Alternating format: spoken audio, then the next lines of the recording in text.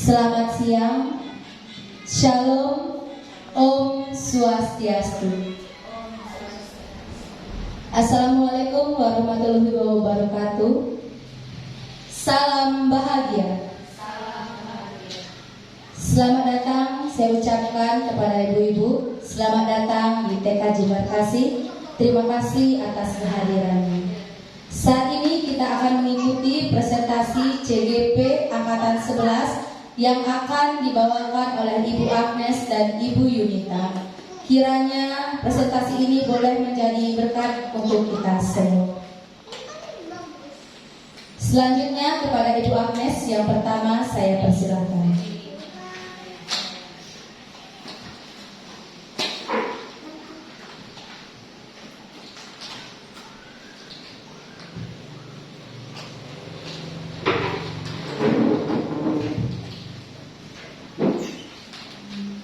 Selamat siang, rekan-rekan guru hebat semuanya. Om Swastiastu. Shalom. Assalamualaikum warahmatullahi wabarakatuh. Salam bahagia. Kita santai saja ya ibu-ibu guru. Seharusnya siang ini ibu-ibu guru mungkin sudah melakukan aktivitas yang lain atau melakukan hal-hal yang lain. Tetapi siang hari ini kita akan bersama-sama mendengarkan diseminasi budaya positif yang akan kami sampaikan, di mana salah satu tugas sebagai calon guru penggerak itu yang harus kami buat. Tetapi saya berharap ketika apa yang saya sampaikan boleh menjadi berkat buat kita, boleh bermanfaat bagi kita semua.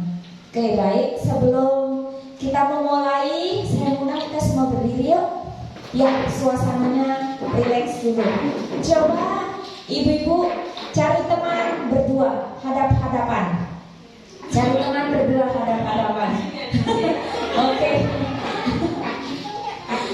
Boleh yang tidak dapat teman sama saya? Iya. Coba sekarang ibu-ibu tatap temennya. Tatap. Belum saya mulai, instruksi sudah ketawa duluan. Tatap temennya. Oke, coba kasih senyum yang termanis. Oke, mungkin awalnya ketika ibu-ibu tersenyum itu karena terpaksa, karena sebuah perintah. Tetapi lama-lama coba perhatikan lawan kita. Pasti akan tertawa. Oke, ibu silakan duduk kembali. Iya. Iya, suasana kita menjadi suasana yang positif seperti apa yang akan saya sampaikan tentang budaya positif. Ibu-ibu, saat ini saya akan mempresentasikan apa yang sudah saya dapatkan. Next, bersama dengan Ibu Yunita Nur Ardila. Nah, yang cantik ini yang pakai jilbab. Beliau berasal dari TK Aisyah dan saya dari TK Jemberkasi, di mana ini tugas kami untuk menyampaikan atau mengimbaskan apa yang sudah kami dapat selama ini. Next. Oke, ibu-ibu, di sini ada pertanyaan, mohon dijawab. Yang pertama, pemberian hukuman dapat mendisiplinkan siswa. Yang setuju angkat tangan. Pemberian hukuman dapat mendisiplinkan siswa. Yang setuju angkat tangan. Yang tidak setuju angkat tangan. Tidak setuju. Oke. Yang kedua, pemberian hadiah dapat meningkatkan prestasi siswa. Yang setuju? Pemberian hadiah dapat meningkatkan prestasi siswa. Yang tidak setuju? Yang bingung? Yang bingung angkat tangan.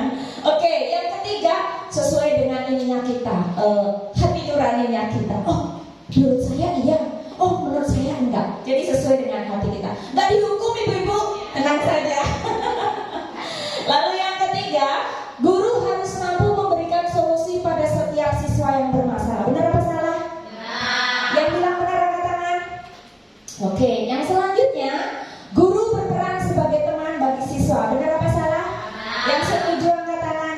Iya, yang nomor 3 sama nomor 4 kompak. Benar. Iya, itu ibu-ibu guru hebat, hal yang akan kami sampaikan ya tentang bagaimana kita menangani murid di di sekolah kita. Next. Ya, yang akan kita pelajari adalah disiplin positif dan nilai-nilai kebajikan, lalu teori motivasi, hukuman dan penghargaan, serta restitusi, keyakinan kelas, kebutuhan dasar manusia, 5 posisi kontrol dan segitiga restitusi. Next. Oke, kita mau bermain lagi Ibu. Coba cari teman ya, berdua cari teman. Pas, oke. Hadapan. Oke. Nah, berdiri. Oke. Salah satu kepalkan tangan, bayangkan yang satunya tidak. Pasangannya tidak. Satu orang kepalkan tangan, yang satunya tidak. Kepalkan tangannya, bukan meninju ya. Kepalkan tangannya, bayangkan bahwa di dalam tangan kita, di genggaman kita ada sesuatu barang yang paling berharga, yang paling kita sayangi, yang paling kita tidak mau jadi milik orang lain. Apa kira-kira ya? Emas. Kalau emas saya nggak bisa karena gede Mas Ali. Kira-kira apa yang kita bayangkan ada di genggaman kita yang paling berharga? Sudah Ibu? Paling berharga ada di tangan kita. Lalu lawannya berusaha untuk membujuk, menyogok, merayu untuk bisa atau bahkan memaksa untuk bisa membuka kepalan tangan yang ada barang berharganya di tangan kita. Coba silakan dilakukan. Lawannya membuka.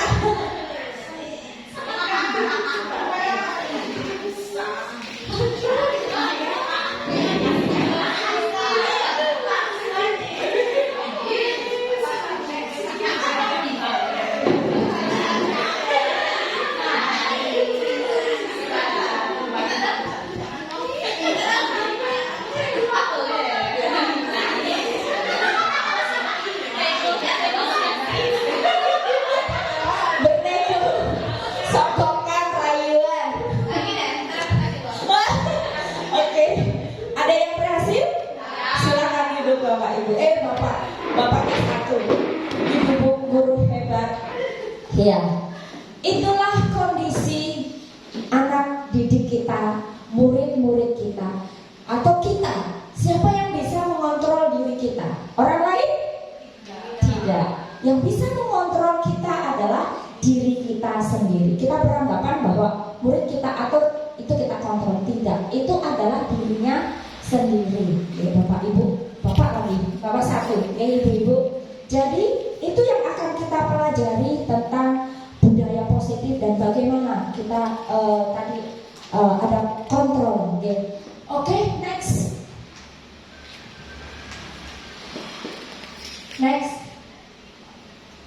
Oke, balik. Nah, budaya positif adalah suasana positif akan membuat lingkungan belajar lebih menyenangkan dan mendukung pembelajaran yang kondusif sehingga pembelajaran dapat berjalan tanpa beban dan tekanan, melainkan keinginan dan kesadaran diri anak. Suasana positif juga dapat membentuk karakter positif anak. Next. Budaya positif adalah nilai atau keyakinan dari kebiasaan-kebiasaan sekolah yang berpihak kepada anak sehingga membuat anak menjadi pribadi yang bijaksana dan bertanggung jawab. Lanjut. Nah, apa makna disiplin? Sebelum kita ke sini, Ibu-ibu, kalau kita berbicara disiplin, apa yang ada di pikiran kita? Disiplin. Ada yang bisa bantu jawab? Tidak usah takut. Tidak dihukum. Menurut ibu-ibu dari hati yang paling dalam, disiplin itu apa sih? Seperti apa sih disiplin? Nurut. Apalagi? Bertanggung jawab. Taat. Apalagi? Nurut, tanggung jawab. Kreatif. Disiplin itu kreatif, nurut, tanggung jawab. Tertib. Ya Ibu, tidak ada yang disalahkan, tidak ada yang dibenarkan. Coba mari kita lihat bersama-sama.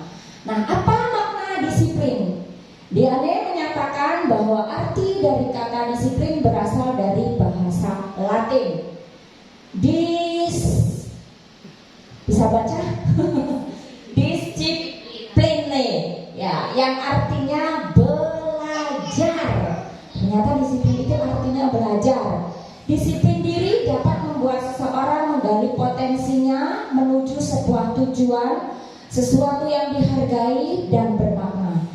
Dalam budaya kita, makna kita disiplin dimaknai menjadi sesuatu yang dilakukan seseorang pada orang lain untuk mendapat kepatuhan. Nah, mungkin contoh, baris yang disiplin, baris yang gak goyang-goyang, baris yang disiplin, harus disiplin, duduknya rapi. Atau mungkin kita berpikir bahwa harus didisiplin, itu harus biasanya apa? Dihukum. Kamu buat salah harus didisiplin. Nah, pikiran-pikiran dulu seperti itu ya. Disiplin berarti sesuatu yang bisa mengubahkan orang lain ya. Lalu disiplin positif seperti apa?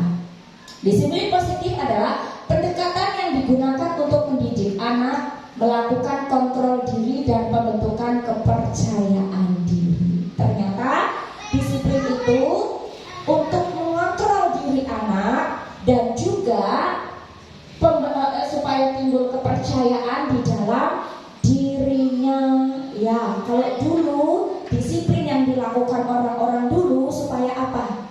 Kita takut, apalagi kita nurut anggapannya. Tetapi bahwa sebenarnya disiplin yang positif adalah untuk melakukan kontrol supaya ada kepercayaan diri. Kalau kita di sekolah untuk anak-anak kita yang kita didik. Nah, tanpa ada kekerasan, tanpa ada kecaman, melainkan komunikasi tentang perilaku secara efektif. Anak diajarkan untuk memahami konsekuensi dari perilaku mereka, menumbuhkan kesadaran serta memberdayakan anak untuk melakukan sesuatu tanpa ancaman, sogokan atau hukuman. Seperti permainan tadi, ya. Siapa yang bisa membuka tangan kita? Diri kita sendiri. Berarti kita sendiri yang bisa mengontrol diri kita. Orang lain tidak bisa mengontrol diri kita. Orang lain tidak bisa memaksa kita dengan sogokan, dengan apa lagi? Dengan rayuan maut, apalagi ancaman, tidak bisa. Hal yang bisa dilakukan ketika dia mau membuka berarti itu kesadaran dirinya. Begitu juga ketika anak kita, anak didik kita mau melakukan sesuatu, itu bukan karena kontrol kita, tetapi karena kemauan anak diri sendiri. Next. Nah, disiplin positif akan melahirkan nilai-nilai kebajikan, yaitu profil pelajar Pancasila yang sering kita sebut. Ada 6 dimensi, apa saja Bapak Ibu? Beriman dan bertakwa kepada Tuhan Yang Maha Esa, mandiri, bernalar kritis, kreatif, bergotong royong, berkebinekaan global. Itu yang akan dilahirkan dari disiplin positif. Disiplin yang bukan dari paksaan, tetapi karena ada kepercayaan diri di dalam diri anak, dan inilah yang akan dihasilkan. Kita sering ngomong ya, profil pelajar Pancasila. Profil pelajar Pancasila apa itu? Ada 6 dimensi: beriman, mandiri, bernalar kritis, kreatif, bergotong royong, serta berkebinekaan global. Next. Nah, kira-kira kalau ibu-ibu yang mana? 1, 2, atau 3?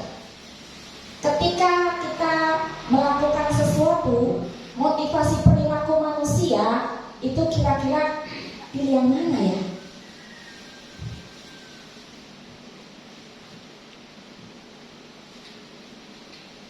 Ibu pilih yang mana?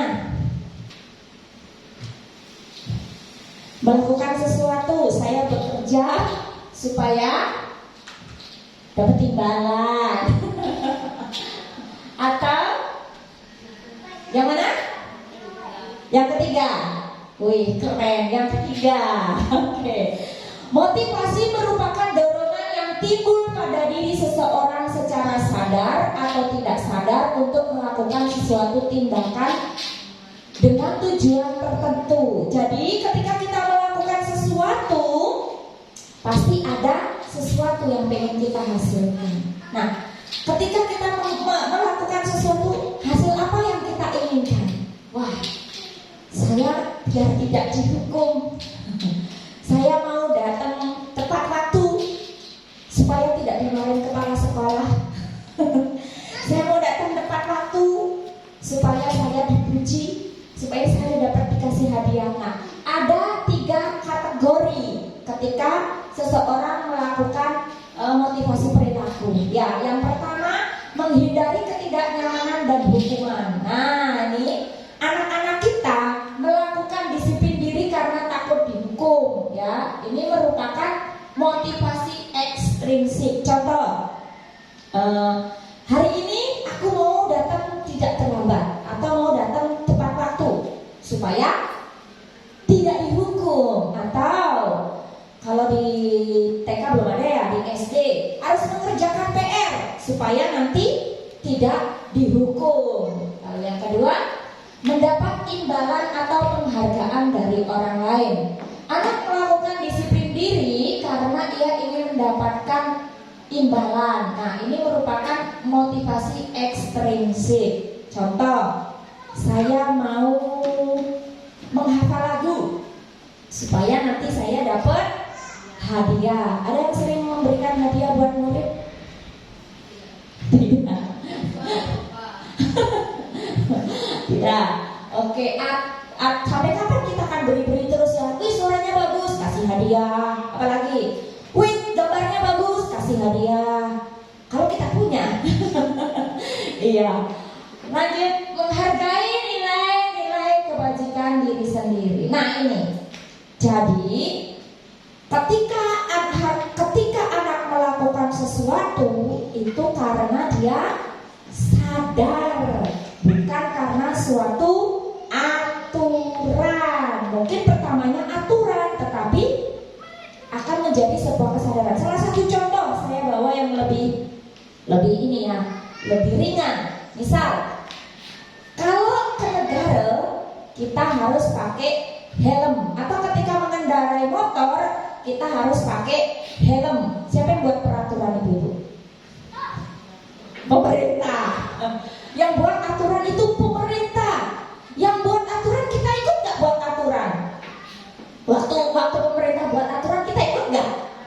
Kalau naik motor itu harus kita rundingan nih. Kalau naik motor kita buat aturan yuk, harus pakai helm. Kita ikut? Nggak kan? Yang buat aturan satu pihak. Kita ikutin nggak? Ikutin. Kenapa? Takut ditilang. Takut ditilang. Tetapi kalau kita berpikir, oh iya, aku harus pakai helm untuk keselamatan. Benar apa benar? Nah, ketika kita menyadari, oh iya, saya harus pakai helm untuk keselamatan. Itu dari aturan atau dari diri sendiri? Dari diri sendiri. Jadi awalnya sebuah aturan, tetapi ketika kita sadar, itu menjadi kesadaran, ya. Ini menghargai nilai-nilai kebajikan diri sendiri. Jadi itu timbul dari diri sendiri, bukan karena takut ditilang, tetapi itu karena untuk keselamatan diri sendiri. Atau satu, zaman COVID kita disuruh pakai masker.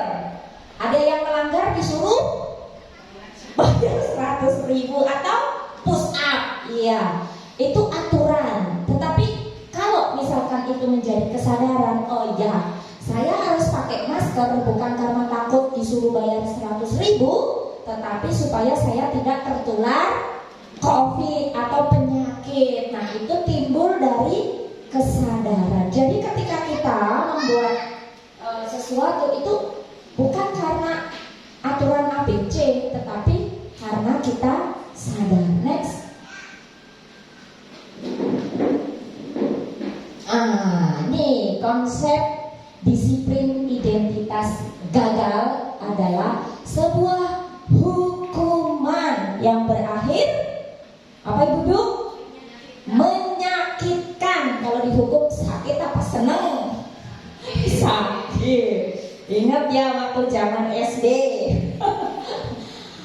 Tidak nyaman, murid jadi takut, memaksa, murid menyembunyikan kesalahan. Nah, anak berbohong karena takut dimarah. Lebih baik berbohong aja daripada jujur dimarah. Nah, ini. Lalu murid menjadi rendah diri, minder. Kalau dihukum itu minder jadinya. Contoh kecil ya, ketika di sekolah zaman dulu, sekarang sudah tidak dilakukan. Misalnya kita berbuat sesuatu yang salah, atau kita tidak mengerjakan PR, kita disuruh berdiri di depan, diketawain sama temannya. Apa yang terjadi dalam diri kita? Malu. Iya, besok aku gak sekolah lagi. Iya.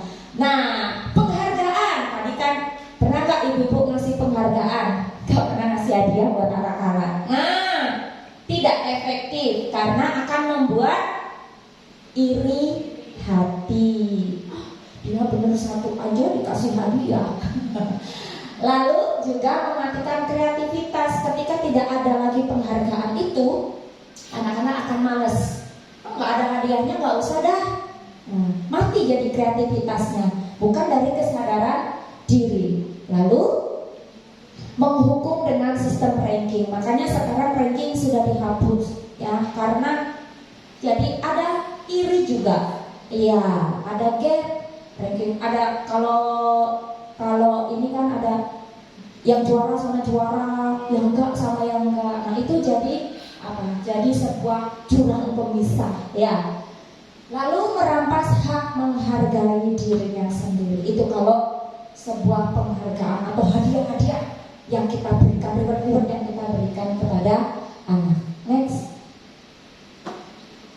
Nah, konsep disiplin identitas sukses. Konsekuensinya penguatan jangka panjang, jangka pendek. Tetapi perlu dimonitor ya,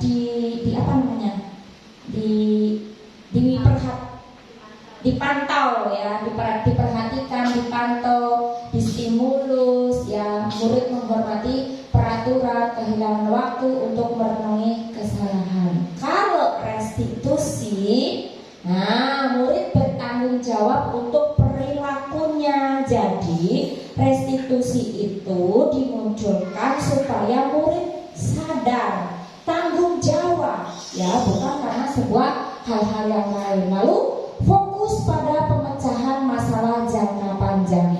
Murid juga menghormati dirinya dan juga orang lain. Teori kontrol, murid bersemangat memperbaiki kesalahan. Oke, next. Nah, coba kita lihat ibu-ibu, guru hebat. Oke.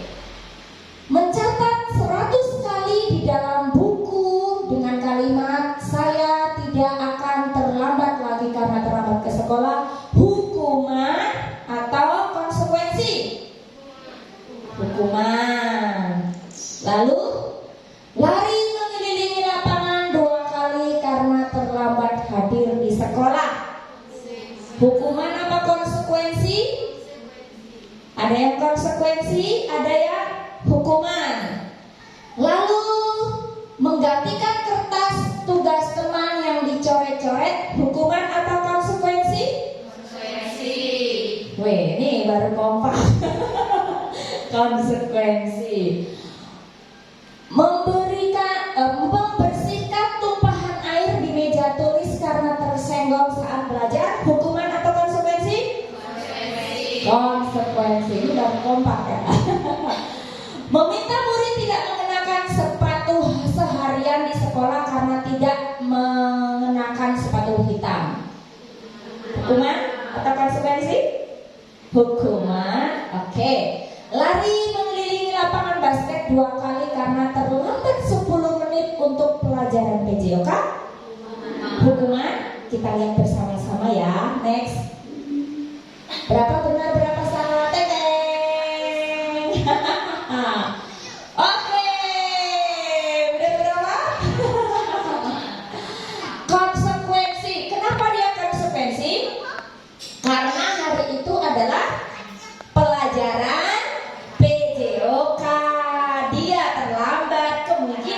temannya sudah lari duluan, jadinya dia juga harus lari di belakangan, itu ya ibu-ibu.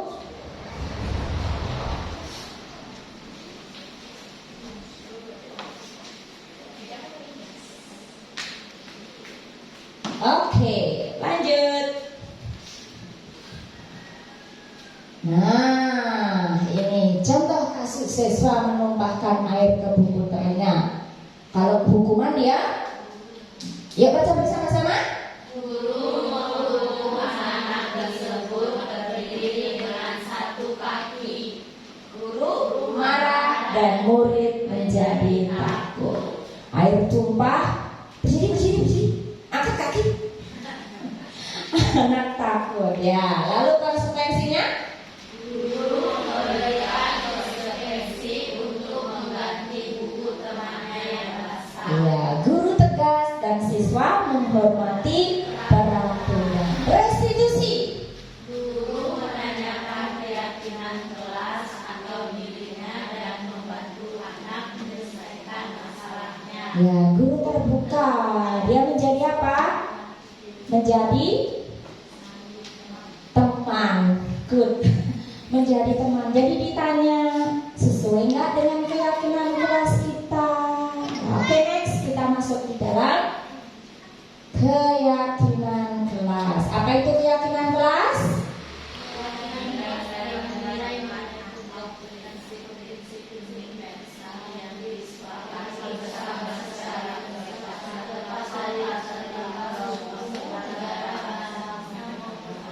Oke, berarti keyakinan kelas dibuat satu orang apa? Sama-sama?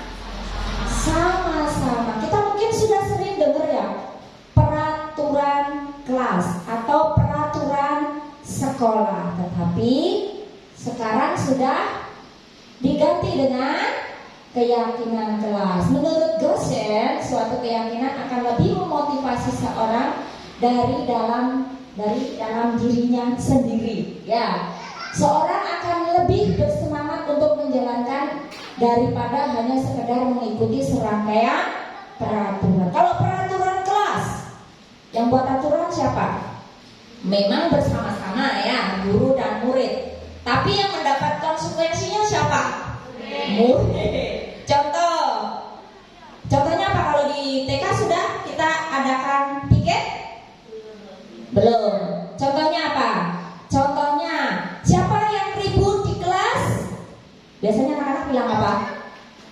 Belajarnya di luar. Aturannya dibuat bersama, tapi yang mendapat konsekuensi muridnya. Tapi kalau keyakinan kelas dibuat bersama dan dilakukan atas kesadaran. Next. Pembentukan keyakinan kelas. Keyakinan kelas bersifat lebih abstrak daripada peraturan yang lebih rinci dan konkret. Mungkin ibu-ibu di sekolah sudah buat ya peraturan kelas atau peraturan sekolah, dipajang cantik, dikasih hiasan, ya ibu-ibu. Apa dikasih bingkai-bingkai, tapi hanya menjadi sebuah jangan. Karena itu aturan, tidak ada kesadaran. Keyakinan kelas berupa pernyataan-pernyataan universal. Pernyataan keyakinan kelas senantiasa dibuat dalam bentuk positif. Keyakinan kelas hendaknya tidak terlalu banyak, pusing kalau banyak-banyak, cuma jadi pajangan, ya, sehingga mudah diingat dan dipahami oleh semua warga kelas. Keyakinan kelas sebaiknya sesuatu yang dapat diterapkan di lingkungan tersebut. Semua warga kelas hendaknya ikut berkontribusi dalam pembuatan keyakinan kelas lewat kegiatan curah pendapat. Bersedia meninjau kembali keyakinan kelas dari waktu ke waktu. Next. Nah, ini peraturan. Ya. Dilarang mengganggu orang lain. Biasanya di kelas gitu ya diisi. Tidak boleh ini, tidak boleh itu. Dilarang melakukan kekerasan, bergantian atau menunggu giliran. Jangan berlari di kelas atau di koridor. Hadir di sekolah 15 menit sebelum pembelajaran dimulai. kata-kata yang positif ya. Nih contohnya, dilarang mengganggu orang lain diganti dengan menghormati orang lain dan diri sendiri. Dilarang melakukan kekerasan, keselamatan, bergantian atau menunggu giliran, mengajarkan apa ibu-ibu? Kesabaran dan juga menghormati orang lain. Jangan berlari di kelas untuk apa? Oke, hadir di sekolah 15 menit sebelum pembelajaran untuk bukan untuk dihargai ya. Bukan untuk dipuji. Oke, next. Nih, contoh penerapannya ibu guru cantik nih. Guru memberikan gambaran perilaku yang baik dan tidak baik. Jadi tidak hanya sekedar ditulis, tetapi harus ada contoh real. Diberikan contoh, oh ini yang baik, oh ini yang tidak baik. Kalau kamu melakukan A, berakibat A, B gitu ya. Jadi harus diberikan contoh kepada anak didik kita. Next. Nah, anak mengelompokkan perilaku yang baik dan tidak baik bisa melalui kita sudah biasa lakukan. Mana yang kira-kira menurut anak-anak yang bagus, yang jahil sama teman atau yang sayang sama teman? Biasanya kan digambar gitu, anak-anak melingkari. Nah itu sudah tahu ya, anak-anak sudah diajarkan. Oke, contoh next. Contoh penerapan membuat keyakinan kelas. Jadi anak-anak diajak, tidak hanya kita. Ya, mungkin kalau anak-anak yang belum bisa menulis, kan kita belum bisa menulis, mungkin nanti di papannya itu bisa ya kasih gambar, mungkin pakai cap jempolnya anak-anak. Jadi anak-anak dilibatkan di dalam membuat keyakinan kelas.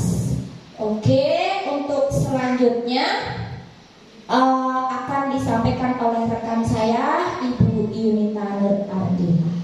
Dipersilahkan. Terima kasih semuanya. Beri tepuk tangan kepada Bu Agnes. Ya, semakin siang semakin lapar ya Ibu. Siapa yang sudah lapar angkat tangan? Saya. Saya juga masih lapar kok. Ya, baik. Di sini mungkin ibu-ibu mungkin baru melihat saya. Siapa sih saya di sini? Saya bukan siapa-siapa loh. Perkenalkan, mungkin Bu Agnes sudah memperkenalkan. Mungkin agak berbeda fotonya di sana ya. Ya, soalnya di situ foto yang tercantik akan dipajang. Nah, itu dah saya pajang di sana. Ya, mungkin seperti inilah bentuk saya. Saya ingin memperkenalkan lagi. Perkenalkan, nama saya Yunita Nur Ardila. Salam kenal untuk ibu-ibu guru hebat di sini. Saya guru TK Asia 2 Negara. Salam kenal Ibu. Ya, mungkin merasa asing ya melihat saya. Ya, merasa asing. Baik, di sini saya akan melanjutkan presentasi sosialisasi tentang budaya positif. Nah, ibu-ibu mungkin setiap harinya anak-anak pasti setiap hari pasti ada bermasalah kan ya anak-anak ya. Ada yang rebutan lah, ada yang bu guru kayak gitu ya. Kayak ciling-ciling apa namanya? Kelingi-kelingi gitu lah ya. Terus ada yang masa ini tuh barangku gitu kan, ada kan gitu ya. Setiap hari pasti kita menemukan gitu karakternya. Ternyata setiap manusia tuh mempunyai kebutuhan, 5 kebutuhan dasar gitu. Nah sini yang bertahan hidup, kasih sayang dan rasa diterima, kekuasaan, kesenangan dan kebebasan. Mari kita upas satu-satu tentang 5 kebutuhan dasar manusia sehingga kita tuh lebih tahu anak-anaknya tuh butuh apa dan kita tuh harus seperti apa untuk menanganinya. Oke, next. Untuk bertahan hidup. Nah, itu adalah kebutuhan yang bersifat fisiologis. Untuk bertahan hidup misalnya kesehatan, rumah dan makanan, kebutuhan biologis sebagai bagian dari proses reproduksi termasuk kebutuhan untuk tetap bertahan hidup. Komponen psikologisnya adalah pada kebutuhan ini meliputi kebutuhan akan perasaan aman. Kita sebagai manusia tetap ya pangan, sandang, papan itu ya yang kita tahu. Nah sekarang ditambah bertahan hidup. Kita di sini ibu bekerja untuk bertahan hidup pastinya ya. untuk menerima gajinya diberikan untuk makan. Mungkin yang belum menikah beli skincare itu adalah kebutuhan hidup kita gitu ya. Kebutuhan hidup. Nah, untuk manusia ada fisiologis, ada reproduksi dan psikologis. Psikologisnya mungkin kita butuh rasa sayang, kasih sayang, merasa dihargai, merasa oh aku ini loh ada loh di sini. Aku bukan bayang-bayang semu itu, dia bilang gitu.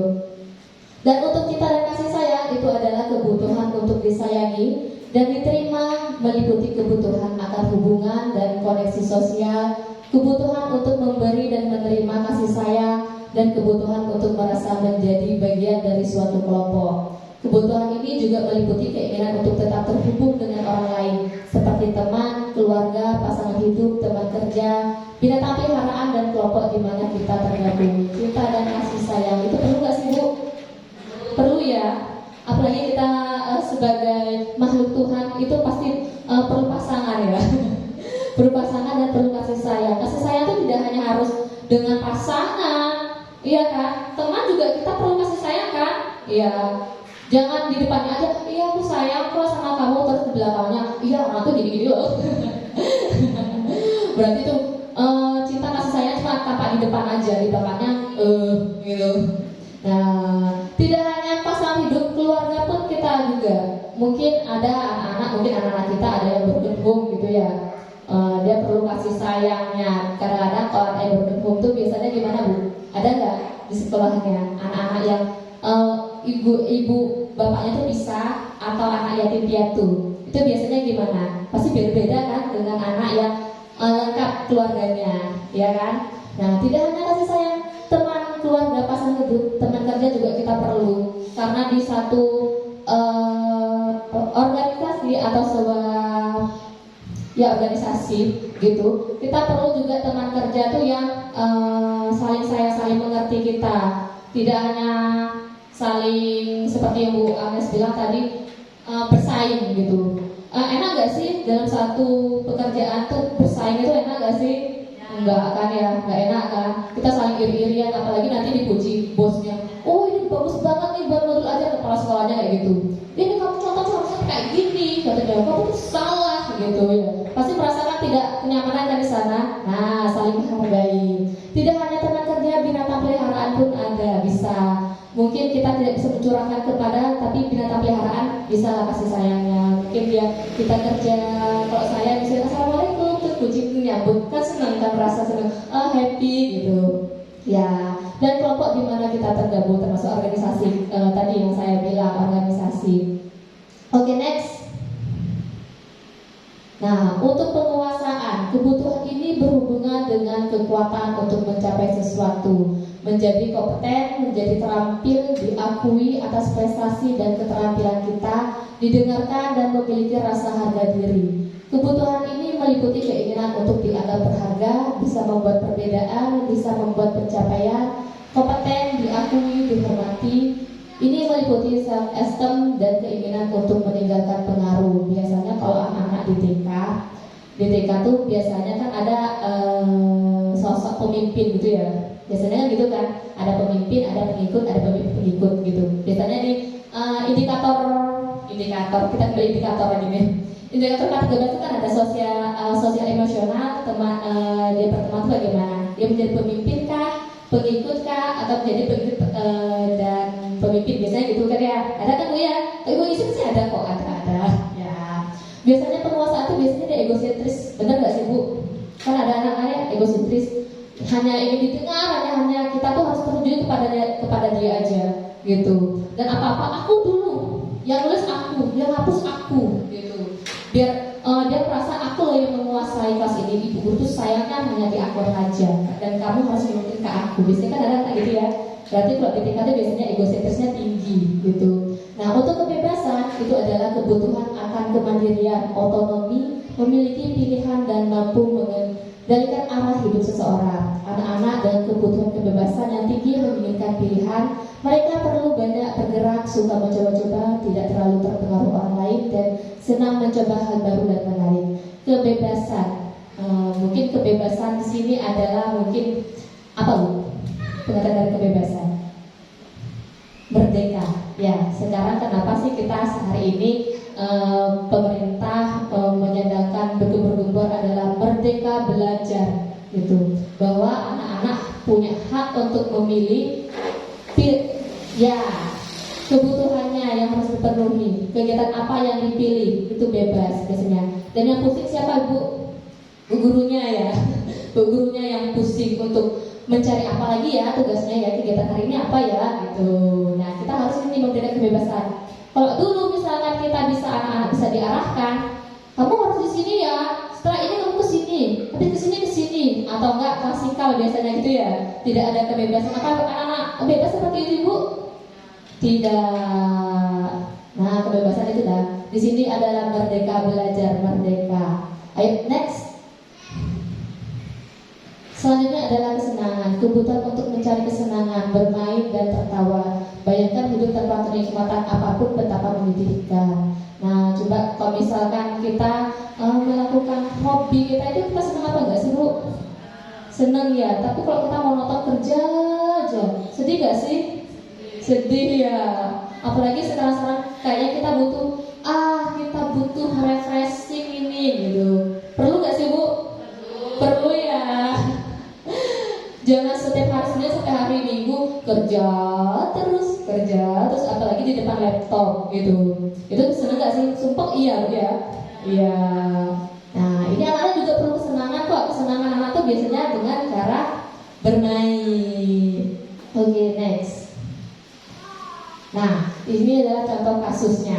Misalkan Ibu Ani itu adalah guru kelas 5 SD Pelita Hati, sedang bingung menghadapi ulas salah satu murid di kelasnya yang bernama adalah Agus. Nah, beberapa anak telah datang dan mengeluhkan Agus yang seringkali meminta bekal makan siang mereka dengan paksa. Jika Anda menghadapi situasi seperti Ibu Ani, apa yang Anda lakukan? Terus menurut ibu-ibu ini, kira-kira apa alasan Agus melakukan hal tersebut? Misalkan pasti ada kan ya kejadiannya di sekolah, ada nggak sih Bu? Dia merebut makanan temennya, mainan temennya, ada kan? Ada. Di sini misalkan makanan itu apa ya alasannya Bu? Mungkin ada salah satu menyampaikan alasannya kenapa Agus meminta bekal makan siangnya. Mungkin bisa Bu menyampaikan? Siapa yang mau? Apa nggak salah kok Bu, semuanya benar. Siapa yang mau? Kita mau? Kenapa alasannya? Ibu mau Bu? Iya nggak apa-apa. Curahkan aja Bu, menurut Ibu tuh kenapa nih si Agus ini gitu. Ayo. Kurangnya perhatian, bener. Terus apa lagi? Kurang kasih sayang, bener. Apa lagi Bu? Kurang makanan, ya bener. Mungkin juga. Terus apa lagi Bu? Kurang kasih sayang, kurang perhatian, kurang makan. Terus apa lagi Bu? Kira-kira Bu? Kurang kenyang, ya mungkin Agus gemuk mungkin ya, karena kurang mungkin dia. Terus apa lagi Bu? Kira-kiranya Bu? Egois, bisa boleh, gitu. Bener kok, bener. Terus apa lagi Bu? Pasti Ibu pernah kan menghadapi anak seperti ini kan pernah? Ya, nah inilah jawabannya. Trik. Oke. Nah, kalau misalkan tadi Agus melakukan perebutan makan siang kepada teman-temannya sehingga temannya terganggu, mungkin yang dihadapi ibu guru adalah memanggil si Agus misalnya ya. Kita manggil anaknya, kenapa kamu ditanyain? Kenapa kamu ngambil bekal makan teman-temanku? Gitu tanyain. Kalau misalkan Agus ngomong kayak tadi, saya kelaparan Bu. Nah, itu kebutuhan apa yang masih kurang Bu? Makanan yang tadi 5 kebutuhan dasarnya. Sarapan ya, sarapan. Sarapan, bener, sarapan. Itu apa Bu? Tadi 5 kebutuhan dasar. Bertahan hidup, penguasaan, kesenangan, kebebasan. Apa Bu? Bertahan hidup. Karena bertahan hidup, misalkan, iya Bu, saya soalnya lapar Bu. Soalnya di rumah saya, ibu saya nggak berkelit saya, gitu. Karena dia bertahan hidup sehingga dia mengambil makanan temennya. Nah, dibutuhkan adalah kasih sayang, bertahan hidup. Apa yang dilakukan bu gurunya? Mengasih makan. Ya udah bu guru kasihan sama muridnya, guru kasih uang gitu ya. Beli aja jadi agak lagi ya gitu. Tapi kok besoknya dibeli lagi bu? Nah, gimana tuh? Ayo, dibeli lagi. Apa yang dilakukan, bu? Biasanya kita panggil orang tuanya ya sehari oke lah kita, ini aja dah, karena kasihan dia bu, apalagi muka anaknya melas ya. Soalnya kan saya ada kayak gitu bu, iya bu lapar, di rumah nggak ada makanan, kan karena kasihan apalagi dia melas gitu kan. Ya udah nih, bu kita kasih uangnya 2.000, ya besoknya bukan ke saya, tapi ke guru lain. Sampai saya ada 3 guru, ketiganya diminta uang, bukan diminta uang dengan alasan nggak makan, kan karena kasihan akhirnya kita ngasih uang. Akhirnya kita di sekolahan itu curhat lah, bu kok anak ini sering nggak makan sih gini-gini nih. Oke, kita panggil orang tuanya, bu bener nggak si anak ini dia kelaparan, selalu kelaparan gitu, apa di rumahnya nggak ada makanan kah atau bagaimana? Ibunya bilang apa? Ibunya bilang, oh enggak kok saya masak, anaknya itu nggak mau. Dia bilang soalnya di sekolahannya tuh gini, banyak yang ngasih makan. Bukan bertahan hidup namanya bu ya, itu mencari kesenangan gitu. Oh enggak bu, kalau yang satunya lagi bilang iya bu, soalnya saya nggak ada uang gitu. Ya kalau gitu ya gimana lagi ya. Mungkin kita ngumpulin komite biasanya ya ngasih sumbangan atau seperti apa gitu. Nah kalau misalkan Agusnya beralasan karena ia senang aja temannya jadi perhatian ke dia. Nah kebutuhannya apa bu? Dia cari perhatian aja gitu. Kebutuhannya adalah mencari kasih sayang temannya, bahwa aku dulu ada di sini gitu. Dan apabila jawaban Agus adalah dia merasa hebat karena temannya jadi takut dan menuruti keinginannya, biasanya ini adalah jagoan. Biasanya dikit-dikit berapas, dia merasa bangga, oh aku bisa nih merebutnya dari kamu gitu. Nah itu penguasaan, pengakuan atas kemampuannya. Apabila jawaban Agus karena dia merasa bosan, misalkan bosan dengan bekalnya yang sama, selalu telur mata sapi terus dari Senin sampai Jumat sampai Sabtu telur mata sapi terus, biasanya gitu ya, ibunya pengen cepet ya telur. Nah kalau nggak telur ya mie gitu. Biasanya 2 itu aja. Nah karena temennya dihias dengan cantik, dia merasa iri dan dia merasa bosan, akhirnya dia ngambil temennya. Ada kan gitu bu? Ada nggak? Ada, pasti ada kok. Nah lalu apabila jawaban Agus adalah karena iseng saja dan dia menikmati wajah temannya yang kesal, itu kebutuhannya adalah kesenangan. Ada kurang kesenangan. Nah oke, next. Dari kasus Agus itu kita memposisikan sebagai guru itu ada 5 posisi kontrol, itu penghukum, teman, pembuat rasa bersalah, pemantau, dan manajer. Nah, saya mau tanya, di antara 5 ini ibu yang manakah ibu? Atau pemberi hukumankah? Atau menjadi temankah? Atau pembuat rasa bersalahkah? Ataukah pemantau-kah? Atau manajer? Jujur saja bu, katakan kepadaku. Biasanya jadi apa bu? Pemantau, ya nggak apa-apa. Pemantau, terus teman. Biasanya apa? Penghukum. Biasanya kan satu kelas biasanya satu sekolah itu biasanya ada yang ditakutin dia. Biasanya gitu. Benar nggak? Nah, kalau ketemu itu pasti ada nih. Iya. Penghukum, pembuat rasa bersalah, manajer, teman, pemantau. Nah biasanya kita kombinasi biasanya bu ya, nggak hanya satu aja, biasanya kita kombinasi. Biasanya pemberi hukuman jujur aja bu, nggak apa-apa bu. Ya pernah kan jadi penghukum? Pernah, nggak apa-apa bu. Saya juga pernah kok. Pembuat rasa bersalah pernah bu? Pernah. Kok menjadi teman? Pernah. Kalau jadi pemantau? Sering, selalu. Nah, untuk menjadi manajer ini bu, pernahkah bu? Belum, nggak apa-apa bu. Nah, di sini kita kupas apa sih 5 posisi kontrol yang harus guru punya gitu ya. Nah, oke, next. itu adalah seorang penghukum bisa menggunakan hukuman fisik maupun verbal. Orang-orang yang menjalani posisi penghukum senantiasa mengatakan bahwa sekolah memerlukan sistem atau alat yang dapat lebih menekan murid-murid lebih dalam lagi. Misalkan kalau penghukum seperti Bu Agnes bilang, kalau misalkan telat, mungkin kita di TK nggak ada penghukum Bu ya, bener nggak sih? Ada apa enggak? Enggak ya. Oke, kita flashback deh dari SD, SMP, SMA. Yang manakah masa terbaik Ibu? SMA kah? SMP kah? SMP ya. Kalau di SD jarang mungkin Bu ya dihukum. Biasanya lebih ketat tuh di SMP, SMA.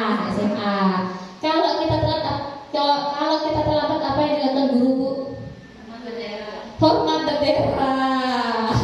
Iya bener. Terus apa lagi Bu biasanya Bu?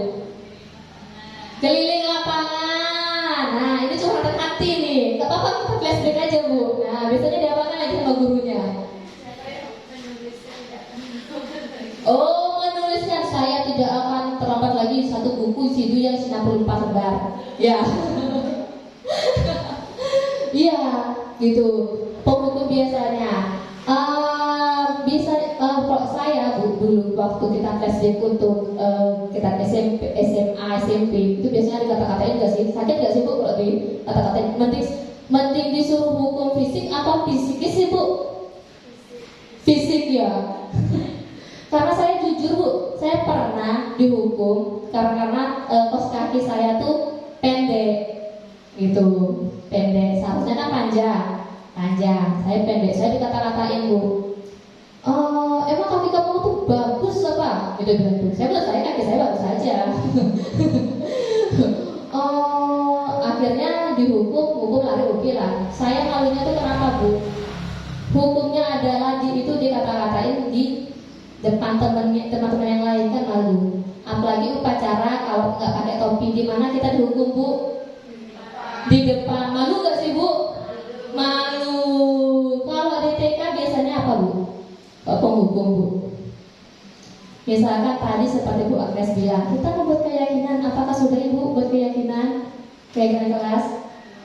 Belum, nggak apa-apa Bu. Keyakinan kelas itu simpel aja. Di sekolah saya juga keyakinan kelas itu kita buat sama-sama murid gitu. Jadi kita flashback lagi ya keyakinan kelas untuk memantapkan. Mungkin setelah Ibu keluar dari kelas ini, mungkin Ibu bisa menerapkan besoknya gitu. Keyakinan kelas tuh biasanya gini Bu. Kalau di SD misalkan dia bisa nulis, ya, dan bisa pikiran sudah tinggi. Kalau di anak TK itu nggak bisa. Kita kasih contoh gambarnya. Gambar misalkan di kelas itu kita harus apa sih gitu.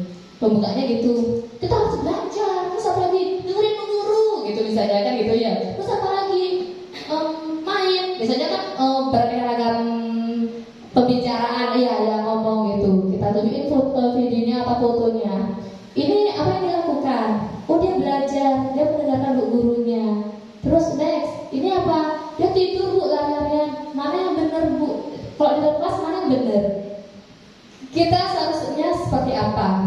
Oh nomor 1 Bu, harus dengarkan Bu Guru. Oke janji ya dengan Bu Guru ya. Iya, gitu biasanya kan. Iyanya cuma hanya di mulut saja. Sampai ada berapa keyakinan Bu? Kalau saya tuh ada 6 keyakinan. Itu yang pertama adalah fokus biasanya. Yang kedua tuh anak TK saya, anak murid saya itu biasanya berlarian dalam kelas. Itu kesel gak sih Bu ya? Pasti banyak kasus dari situ. Gak sengaja disenggol lah, gak nabrak lah, dan apalah sebagainya gitu. Sehingga saya menerapkan kalau dalam kelas kita harus apa? Jangan apa berlari. Jalan. Kok berlarinya di mana? Di luar. Oke, larinya di luar ya. Kalau adik mau lari silakan keluar. Saya bilang gitu. Jadi ya, iya. Terus yang ketiga, kita harus saling menyayangi. Biasanya gitu. Karena sekarang kan pemerintah kan anti bullying, tidak boleh membeda-bedakan. Kita harus saling menyayangi. Di sini teman, di sana teman, semua kita berteman. Nah, itu kita terapkan Bu. Kita harus saling menyayangi. Gitu. Terus yang keempat itu apa lagi ya? Membuang sampah. Nah, biasanya itu ada membuang sampah. Ini dah Bu ya. Sulit gak sih Bu? Kalau anak TK sih mungkin ya sulit-sulit gimana gitu ya. Nah, itu membuang sampah, terus merapikan, ini ada PR yang paling besar. Ya, merapikan setelah bermain. Gitu. Lagi satu apa ya Bu ya? Saya lupa, pokoknya ada 6 gitu. Sehingga saat itu saya ajak gambar-gambarnya yang nggak baik sama yang baik itu saya campur. Mana yang baik yang tadi silakan perkelompokan di sini. Gitu. Akhirnya kita tempelkan, itu yang nempel anak-anak Bu. Kita buat tempelan anak-anak sehingga biasanya gini, anak-anak ketika kita libatkan anak-anak itu untuk mengerjakan keyakinan kelas, anak-anak itu harus bertanggung jawab. Dia ngeliat gambarnya, Bu, itu dia tidak ini, gitu. Misalnya ditunjuk, dia nggak rapiin Bu, itu main Bu, dia nggak rapiin Bu, misalnya gitu. Padahal buang sampah sedikit kecil aja, itu anak-anak ngeliat nggak sih Bu? Ngeliat, Bu, ini sampahnya si ini, gitu. Biasanya gitu kan ya? Iya. Nah, dari keyakinan itulah ada konsekuensinya. Misalkan mendengarkan Bu guru, biasanya kok nggak mendengarkan gimana? Kalau di sini tidak mendengarkan, silakan keluar, gitu ya. Kasihan Bu Agnes. Kalau di sekolah saya mungkin ya siapa yang tidak mendengarkan silakan di depan dan ternyanyi, gitu. Itu aslinya hukuman apa enggak sih Bu? Aslinya itu hukuman kan ya, itu nggak boleh kan ya. Nah mungkin dia anak TK mungkin sebatas itulah. Kok ngata-ngatain nggak mungkin ya kayaknya. Cuma di luar aja ya kayak gitu ya. Nah untuk membuat rasa bersalah itu pada posisi ini biasanya guru akan bersuara lebih lembut. Membuat rasa bersalah akan menggunakan keheningan yang membuat orang lain merasa tidak nyaman, bersalah atau rendah diri. Biasanya membuat rasa bersalah gitu. Bu gurunya diam, tidak menunjukkan ekspresi. Ibu kecewa sama kamu. Misalnya gitu ya. Ibu kecewa sama kamu. Kamu bisa kok. Misalkan apalagi anak-anak fashion show gitu ya. Terus anak nggak mau. Biasanya bukan bu gurunya, tapi ibunya. Kamu tuh lebih bisa. Kenapa kamu nggak bisa? Gitu. Itu merasa bersalah nggak sih Bu? Iya. Apakah kita ibu guru seperti ini membuat rasa bersalah? Iya, mungkin. Kok pikir-pikir iya ya. Gitu. Oke, next. Nah, untuk menjadi teman, biasanya kalau di guru TK ini ada teman ya biasanya. Teman itu apa? Guru pada posisi ini tidak akan menyakiti murid, namun akan tetap berupaya mengontrol murid melalui persuasi. Posisi teman pada guru bisa negatif ataupun positif. Positif di sini berupa hubungan baik yang terjalin antara guru dan murid. Guru di posisi teman menggunakan hubungan baik dan hubungan untuk mempengaruhi seseorang. Misalnya kalau teman, kalau di TK mungkin tidak akan terjalin Bu ya. Kasmaran itu kan nggak mungkin Bu ya, ya kan? Mungkin di SMA ini lah, kalau berteman ini berbahaya Bu. Apalagi Bu gurunya, guru sama muridnya lawan jenis. Oh ini berbahaya ini kalau berteman Bu ya. Nah Ibu senyum-senyum tuh berarti ada kasus tuh. Enggak ada Bu, maksudnya temennya gitu. Ya, kalau kita biasanya kan kayak gunan, ayo nanti ada bisa kok gitu ya. Ada Bu Nita boleh minta tolong nggak? Dengan happy, dengan apa? Mungkin anak-anak tuh secara tidak langsung dia menurutin karena kita merasa happy, membuat anak nyaman, gitu sehingga anak-anak menurutin apa yang kita perintahkan. Kalau di TK gitu, kalau di SMA ini lagi berbahaya Ibu. Ya, berbahaya ini kalau ibu teman. Biasanya kalau misalkan karena teman CGB yang lain cerita, itu adalah ketika SMA itu kita posisi teman itu tidak ada posisinya sama. Jadi ibu benar pernah mendengar nggak saya anak murid yang menegur gurunya, hey bro, pernah nggak gitu? Sekarang anak sekarang gitu kan ya. Hai bro, itu bu gurunya Pak gurunya loh. Pak gurunya asalnya sakit hati itu, cuma di depannya, oh iya gitu, ternyata sakit hati tuh loh. Iya, seharusnya gitu ya kan. Jangankan anak SMA, anak SD pun pernah melakukan seperti itu. Nah itu udah Bu. Yang berteman inilah, karena ada yang positifnya, ada yang negatifnya. Negatifnya seperti itu, tidak ada Bu? Batasan antara guru dan murid gitu. Apalagi di luar gitu. Woi, pernah nggak Bu? Pernah ya? Pernah.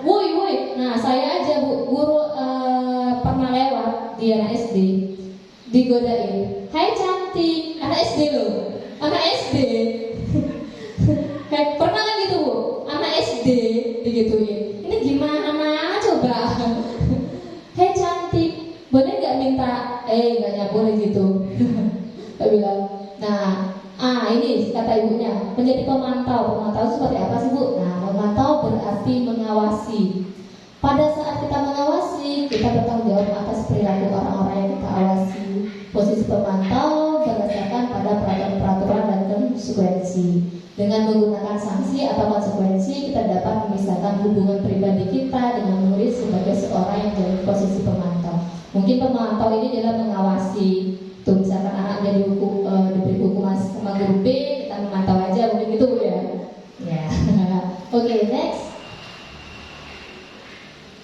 Nah, ya manajer, posisi terakhir manajer adalah posisi di mana guru berbuat sesuatu bersama dengan murid, mempersilahkan murid mempertanggungjawabkan perilakunya, mendukung murid agar dapat menemukan solusi atas permasalahannya sendiri. Seorang manajer telah memiliki keterampilan di posisi teman maupun pemantau, dan dengan demikian bisa jadi di waktu-waktu tertentu kembali kepada kedua posisi tersebut bila diperlukan. Namun bila kita menginginkan murid kita menjadi manusia yang merdeka, mandiri dan bertanggung jawab, maka kita perlu mengacu kepada restitusi yang dapat menjadikan murid kita seorang manajer bagi dirinya sendiri. Di manajer, murid diajak untuk menganalisis kebutuhan dirinya maupun kebutuhan orang lain. Di sini penekanan bukan pada kemampuan membuat konsekuensi, namun dapat berkolaborasi dengan murid bagaimana memperbaiki kesalahan yang ada. Posisi manajer ini yang kita perlukan Ibu. Misalkan anak-anak menumpahkan air di temennya gitu. Kalau misalkan Ibu gimana Bu? Dimarahin atau gimana Bu? Suruh ngelap Bu ya. Terus apa lagi? Bisanya. Nah, kalau menjadi manajer Bu, nggak gitu Bu. Menjadi manajer kita mau kayak mengcoaching, ya mengcoaching gitu. Anak-anaknya yang nggak sengaja, Bu tumpah, aku nggak sengaja. Terus kalau tumpah, kamu harus bagaimana? Apa yang kamu lakukan? Gitu. Biar anak itu yang mencarikan solusinya, kita hanya bertanya pertanyaan pemantik lah untuk iya kalau misalkan basah terus adik harus melakukan apa? Iya harus dilap. Oke, habis dilap gimana? Iya besoknya kayak gini enggak? Kalau misalkan basah ini kalau temennya lewat bagaimana? Ya nanti jatuh temennya gitu, sehingga anak-anak tahu konsekuensinya. Kalau misalkan tumpah, kalau aku nggak bersihin, nanti temannya lewat bisa jatuh, bisa berdarah. Nah, biar anak yang menjawab itu, mencarikan solusinya. Kita hanya pemantik aja jadi manajer. Manajer itu terlihat sulit ya. Misalkan anak-anak jangan lari, gitu. Anak larian gimana Bu? Jangan lari. Adik seneng ya lari-larian ya? Iya. Kalau misalkan adik lari terus kena temannya, apa yang terjadi? Nanti jatuh, gitu ya. Nanti jatuh, terus temannya gimana? Nanti berdarah, tadi nangis dan sebagainya. Nah, kalau misalkan ingin temannya nggak jatuh, adik harus melakukan apa? Nah, manajer itu coaching gitu Bu. Jalannya pelan-pelan. Oh iya, jalan pelan-pelan atau jalan cepat? Jalan cepat. Ya, itu manajer nih. Ini yang kita butuhkan Ibu, menjadi posisi kontrol, menjadi manajer. Oke, next. Nah, untuk identitas gagal itu menghindari hukuman. Nah, kalau penghukum dan pembuat merasa bersalah, guru berdoa, biasanya menghardik, mengata-ngatai, menunjuk-nunjuk, kamu itu ya. Nah, misalnya gitu ya. Terus menyakiti bisa mencubit, seperti kata menyindir, gitu aja kamu bisa. Nah, guru berkata, kalau kamu tidak melakukannya, awas ya, rasakan nanti, gitu. Hasilnya apa anak-anak yang dilakukan? Adalah memberontak, menyalahkan orang lain, hingga akhirnya berbohong karena dia merasa takut untuk dihukum. Nah, dampaknya dengan dunia berkualitas itu adalah murid meletakkan guru yang penghukum itu adalah di luar dari pikirannya. Oh, aku benci sama ibu itu tidak berkualitas bagi anak. Murid berkata apa? Ah, biarin aja, nanti juga marah-marah lagi. Itu dampak kepada murid apa? Akan terus dampaknya mengulangi terus menerus, misalnya untuk penghukum dan untuk membuat anak merasa bersalah. Biasanya guru biasanya berceramah mengatakan seharusnya kamu tuh bisa loh, kok sekarang nggak bisa gitu. Nah itu ibu kecewa sekali sama kamu, kenapa kamu tidak tampil gitu. Nah kamu seharusnya hasilnya apa? Sehingga anak-anak seperti itu adalah berbohong, menyangka enggak kok bu, aku nggak ngelakuin itu gitu. Kita menyembunyikan. Kaitan dengan berkualitas, mungkin guru itu bertahan hanya oh iya, diingatnya oh iya itu gitu. Terus murid berkata, ya udah maafkan saya aja gitu. Dampak pada murid adalah ketika pembuatan merasa bersalah, dampak pada murid adalah merasa rendah diri, nikah binti gitu. Oke, next. Identitas berhasil atau sukses. Nah itu jadi teman dan teman tahu. Kalau guru berkata biasanya membuat alasan untuk murid. Guru berkata, ayolah, please lah, tolong ibu ditanya. Nah apalagi saya akreditasi kemarin bu, saya curhat akreditasi. Kamu buat video tuh. Nah adik, tolong ya bu Rita, buat video ini satu aja gitu biasanya. Ayo deh bantu bu Rita ya. Tapi adik anak tuh oke. Satu aja kan gitu. Satu aja kan iya, karena kalau misalkan saking saya sibuknya kemana akreditasi, Bu Rita bisa diem nggak duduk di sini, kata dia bilang tuh jangan ke sana, jangan ke sana, jangan keluar, Bu Rita duduk di sini gitu. Karena sibuk dari engine-nya sini, dari sini gitu, sehingga anak-anak tuh merasa kok ibu ini dari sana mari keluar, entar dulu deh, tunggu dulu ya, keluar lagi. Nah ada yang ini ya, satu kali aja gitu ya. Hasilnya misalkan mungkin anak-anak yang ketergantungan gara-gara merasa teman, merasa anak itu nyaman kepada kita, sehingga hasilnya adalah murid itu ketergantungan sama kita. Kadang dengan berkualitas, murid meletakkan guru sebagai orang yang sangat penting di dunia berkualitas, karena dia merasa berteman, merasa nyaman. Mungkin kita mungkin yang guru-guru zaman SMP, SMA yang jadi teman mungkin sampai sekarang kita ingat gitu ya. Nah, murid berkata, saya pikir ibu itu teman saya, ternyata begitu. Nah, dampaknya pada murid adalah biasanya seperti ini adalah ketergantungan muridnya itu. Misalkan karena kita terlalu berteman sehingga kita disepelekan, anak tidak lemah, tidak mandiri gitu. Bu Rita aja buatnya, saya capek, misalnya gitu ya. Nah, kalau pemantau itu guru perbuat adalah menghitung dan mengukur. Guru berkata, ayo anak-anak, peraturannya, kamu salah apa? Dengan datar gitu. Terus hasilnya adalah apa? Anak-anak itu adalah menyembunyikan, menyangkal, berbohong. Kaitan dengan berkualitas, murid meletakkan guru, peraturan, dan hukuman juga berkualitas.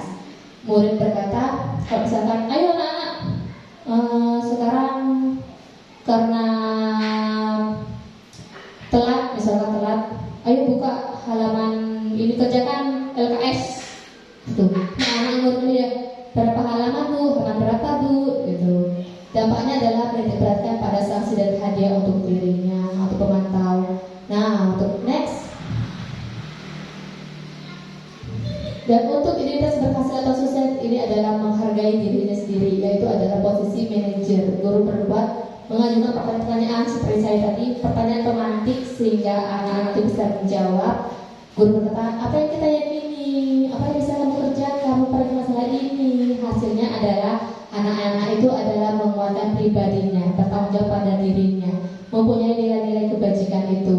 Dan kaitan dengan dunia berkualitas, murid meletakkan dirinya sebagai individu yang positif dalam dunia berkualitas. Murid berkata, bagaimana caranya bu, saya memperbaiki ini? Bagaimana caranya bu, saya nggak bisa.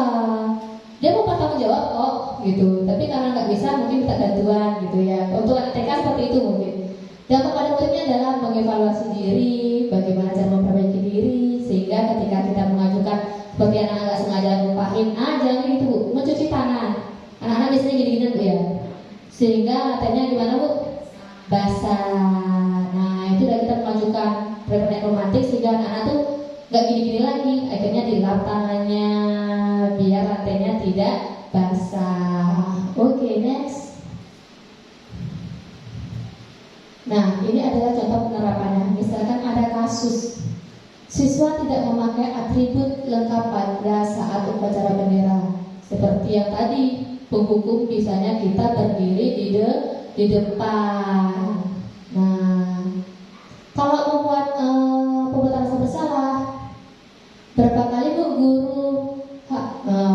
gurunya bilang gini, berapa kali Bu guru harus memberitahu kamu, ibu tuh kecewa sama kamu, kok kamu nggak bawa sih topi dan atributnya, gitu biasanya. Nah, kalau posisi antara menjadi teman, ayolah yang tertib, gitu misalkan, barisnya rapi, gitu. Buat ibu bangga lah, kali ini aja ya, oke. Habis itu terserah, gitu. Nah, kalau menjadi pemantau, kamu sudah melanggar, apa peraturan konsekuensinya, gitu. Nah, untuk menjadi manajer, kamu tahu nggak kesalahan kamu? Kira-kira gimana kamu perbaikinya? Apa kamu terus-terusan gak pakai atribut? Itu menjadi manajer. Oke, next. Nah, dari kasus-kasus itu kita harus mempunyai posisi kontrol kita itu sebagai manajer. Nah, bagaimana sih posisi manajer?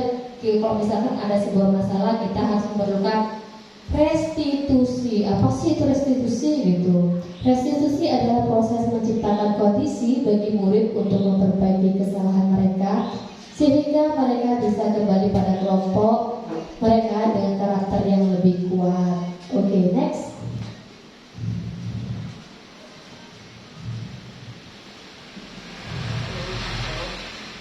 Diklik. Nah, ciri-ciri restitusi apa sih? Satu, bukan untuk menebus kesalahan, namun untuk belajar dari kesalahan. Kalau konsekuensinya kamu numpahin, berarti konsekuensinya gini ya. Berarti yang membuat itu adalah gurunya. Tapi kalau restitusi itu kalau misalkan kamu membuat kesalahan, kita merestitusi anak-anak sehingga anak-anak itu tahu mengevaluasi dirinya, menjaga-jaga. Oh, kalau misalkan jelas di sini, kalau aku simbol gini, nah memperkirakan itulah. Ya. Terus memperbaiki hubungan. Yang ketiga adalah tawaran, bukan pemaksaan. Misalkan anak-anak tuh nggak sengaja itu udah merobek. Kemarin kasus di sekolah saya adalah murid itu tidak sengaja menggunting baju temannya. Digunting, benar digunting Bu, digunting. Terus tak panggil anaknya. Berdua tuh udah ngadu, udah tahu ini punya aku digunting sama dia, kata dia. Yang satu bilang, aku tuh gak sengaja, kata dia bilang gitu. Udah salah ngotong lagi gitu ya. Tak panggil, oke, tak apa-apa. Kalau misalkan gimana sih ceritanya, mesti gitu kan ya. Ceritanya gimana sih sehingga kejadian sehingga anak itu bisa menggunting, misalnya dari kita nggak bisa menjudge, oh ya berarti kamu salah, berarti kamu minta maaf gitu. Kita nggak tahu sebelumnya itu dia ngapain sehingga digunting, sehingga kita mencari dulu akar permasalahannya, sehingga terakhir kita tawarkan kalau ini bolong itu kamu harus ngapain apa, nanti dimarahin sama mamanya gimana ini gitu. Iya, gimana Bu? Dijepret gitu, dijepret. Karena kalau menghubungkan sesuatu biasanya dia ada jepretan deh, gitu, jepretan. Tablas itu jepretan, jepret Bu. Dia ada jepretannya ini Bu, dijepret Bu, biar utuh gininya. Biasanya kan kalau robek kita atau ada dia bilang atau di plaster Bu, di plaster biar nggak bolong, di plaster gitu. Tawaran itulah anak-anak solusinya gitu. Nggak bisa kalau misalkan di pasar ini kalau dicuci nanti lepasnya lepas, gimana kalau dijahit saja gitu. Yang menawarkan gitu, kamu bisa nggak jahit gitu? Nggak bisa, terus siapa yang bisa jahit gitu kan? Oh nggak tahu, dia tukang jahit, dia bilang gitu. Kita memberikan tawaran, bukan pemaksaan. Berarti kamu tuh harus gini, mengganti bajunya. Nah itu kita yang memberikan paksaan. Tapi kalau tawaran gimana kalau dijahit aja gitu. Kita memberikan tawaran, bukan pemaksaan. Nah restitusi menuntut untuk melihat ke dalam diri anak. Restitusi mencari kebutuhan dasar yang mendasari tindakan tersebut. Dan restitusi diri adalah cara yang paling baik untuk memperbaiki diri. Yang ketujuh adalah restitusi fokus pada karakter bukan tindakan. Nah, bukan pada karakternya itu. Dititik pada karakternya. Dia ketika anak itu sudah mau bertanggung jawab, mau menyelesaikan permasalahannya, berarti anak-anak itu memiliki karakter yang bertanggung jawab. Itu bukan tindakannya. Ya udah dengan terpaksaan gitu. Restitusi fokus pada solusi. Nah, solusinya restitusi mengembalikan murid yang berbuat salah di dalam kelompok. Oke, next. Nah, restitusi di sana ada namanya segitiga restitusi yang kita pelajari di budaya positif. Apa sih segitiga restitusi? Itu adalah merupakan tahapan tindakan yang dilakukan guru yang bertujuan agar anak dapat mencari solusi untuk masalahnya, dapat berpikir tentang orang seperti apa yang mereka inginkan, tahu bagaimana mereka harus memperlakukan orang lain, menjadi lebih memiliki tujuan, disiplin positif, dan memuliakan dirinya setelah berbuat salah, serta menjadi orang yang menghargai nilai-nilai kebajikan yang mereka percayai. Oke, next. Nah, dari segitiga restitusi, nah namanya segitiga, berarti ada berapa sisi, Bu? 3. Sisi yang di bawah yang pertama adalah menstabilkan identitas, lalu memvalidasi tindakan yang salah, dan yang ketiga menanyakan keyakinan. Nah, posisi manajer harus menerapkan segitiga restitusi ketika ada anak yang bermasalah. Tidak hanya anak-anak, mungkin aja orang tuanya, gitu. Tidak hanya orang tuanya, mungkin anaknya yang di rumah bisa kita restitusi dia. Bagaimana sih caranya? Nah, oke, next. Nah, menstabilkan yang pertama adalah menstabilkan identitas. Mengubah identitas anak dari orang yang gagal karena melakukan kesalahan menjadi orang yang sukses. Misalkan contohnya anak-anak berbuat salah kemarin itu adalah anak-anak tuh dia ingin membela temannya. Saya cerita ya, ada 3 anak. Yang 2 anak ini, anak laki-laki ini sedang rebutan mainan, Bu. Nah, yang satu yang perempuan ini menjadi untuk pahlawan. Datang-datang, kamu berarti salah. Dia sudah menghakimi gitu, anaknya itu. Kamu salah, ini kok punyanya dia dulu gitu. Dia merasa posisinya itu dari benar yang perempuan ini. Sehingga yang lagi satu ini tuh gak mau ngalah. Akhirnya dipiting lah leher temennya, Bu. Kita gak mau cekek ya, dipiting gitu. Nangislah si anak ini, jerit-jerit nangisnya gitu ya. Udah ini, yang satu sudah nangis nih gara-gara direbut gitu. Udah ini kamu main aja, biarin aja dia. Nanti kalau datang bilang sama aku, bilang gitu. Akhirnya kamu sih salah, kamu ini pokoknya ribut dah satu harian itu tuh sampai di luar tuh permasalahan cuma ada gitu.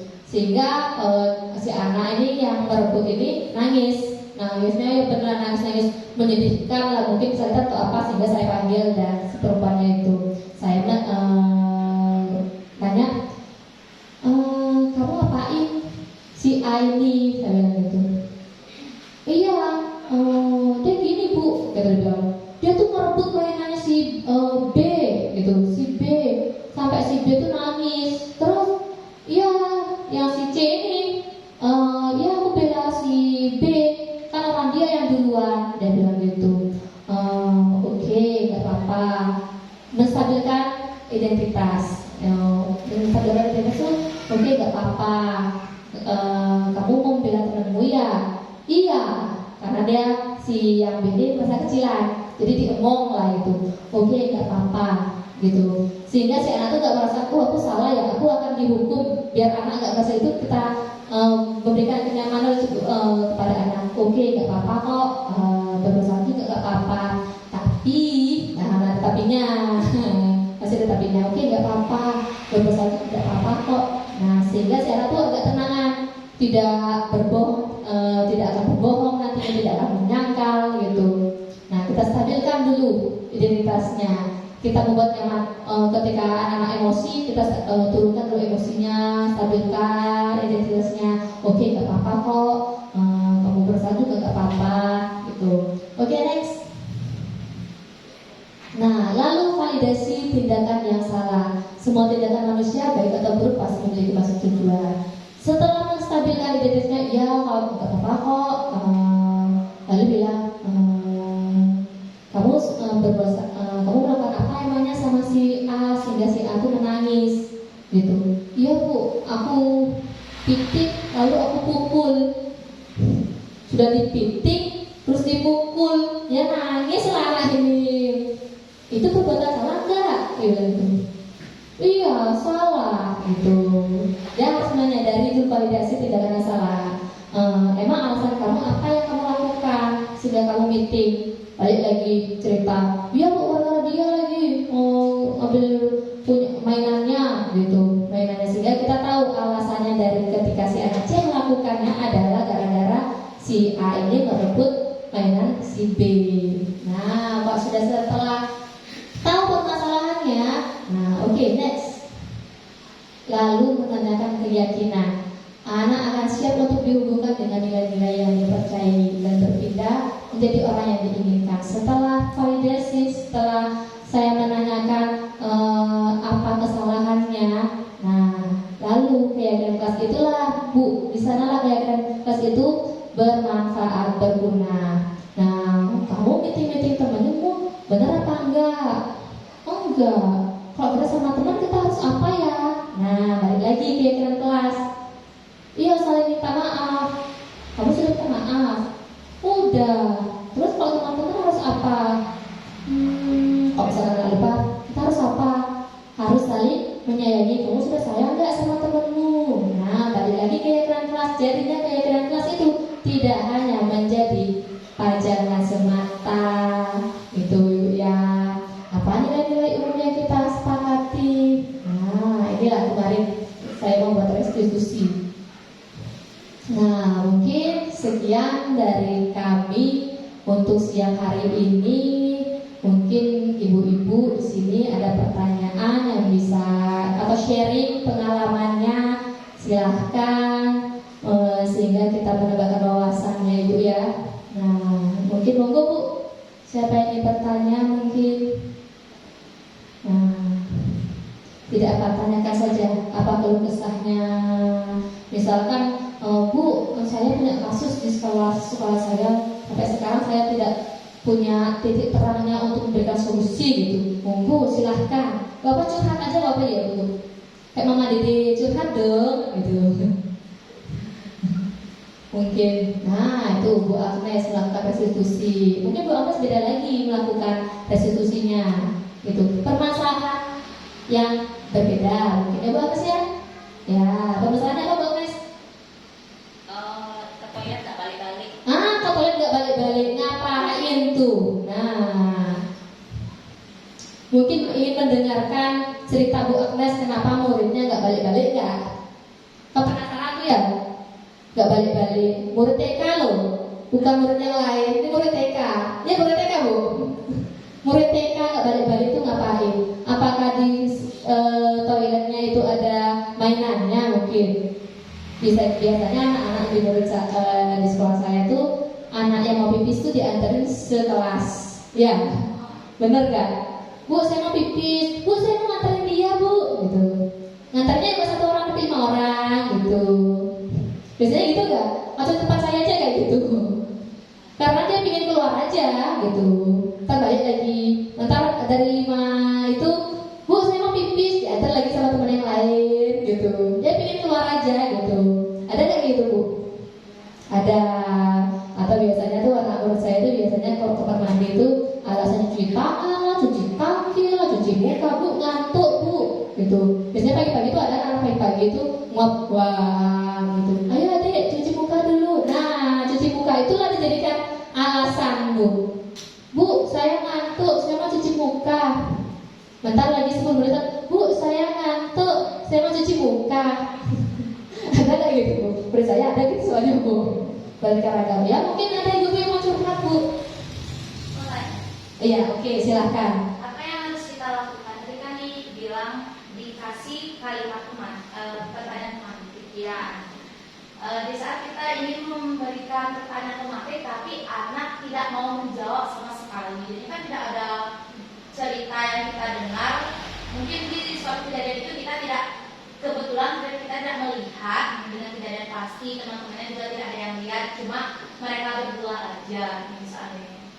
Dan saat kita ingin tahu jalan ceritanya, tapi semua kedua anak ini tidak ada yang memberikan jawaban dan memberikan cerita. Jadi bagaimana solusi yang harus kita ambil? Nah, ya, pintar Ibu. Bagus sekali.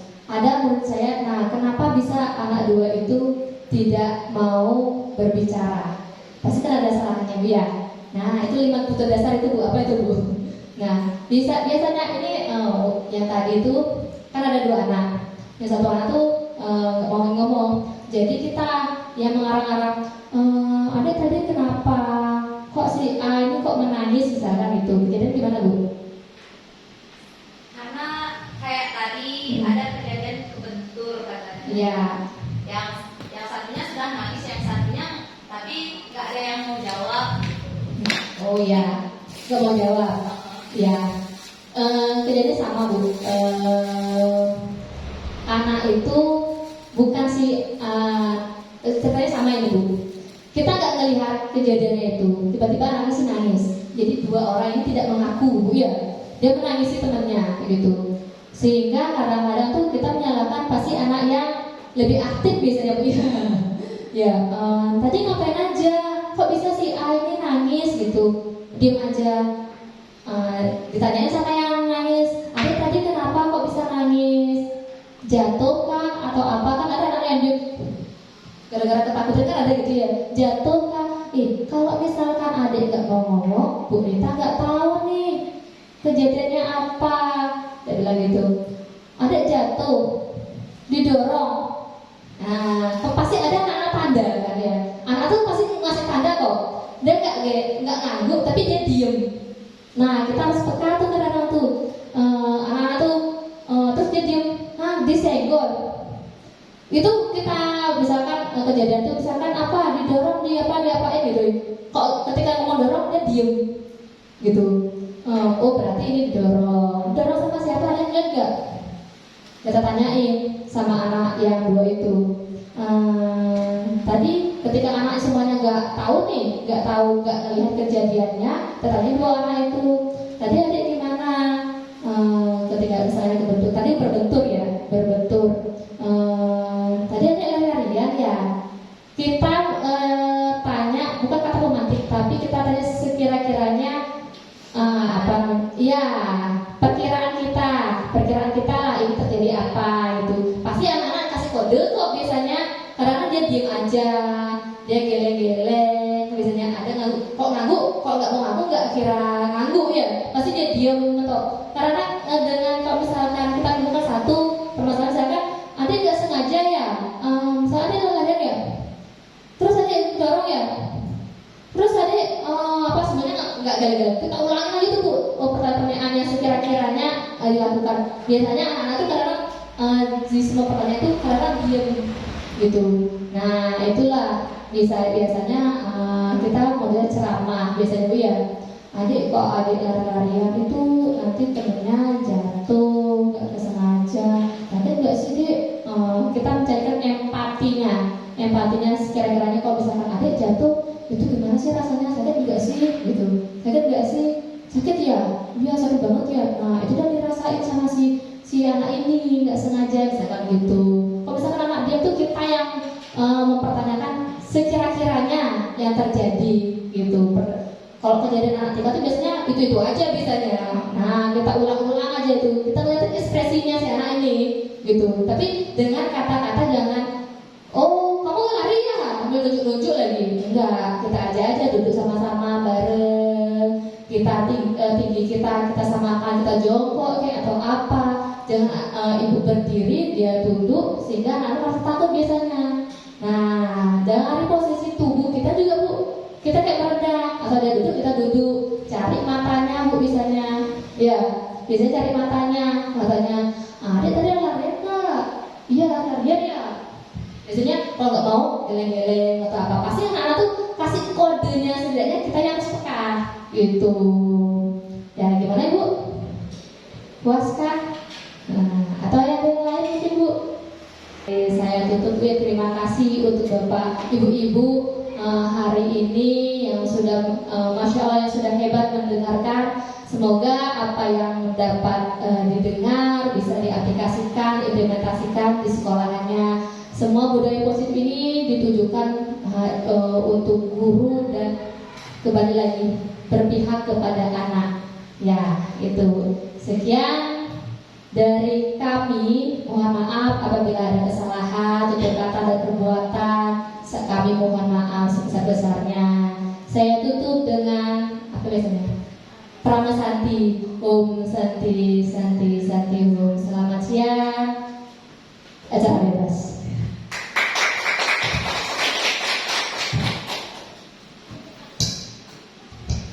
Terima kasih teman-teman semua yang sudah menyempatkan waktunya, yang seharusnya sudah bersantai di rumah, tetapi boleh mendengarkan presentasi kami. Dan biarlah ini tidak hanya menjadi sebuah penyampaian dari kami, tapi harapan kami supaya itu juga boleh dilakukan di sekolah ibu-ibu semua, baik yang sudah lama, yang baru, dan semuanya kembali untuk murid. Dikatakan berpihak kepada murid. Sekali lagi terima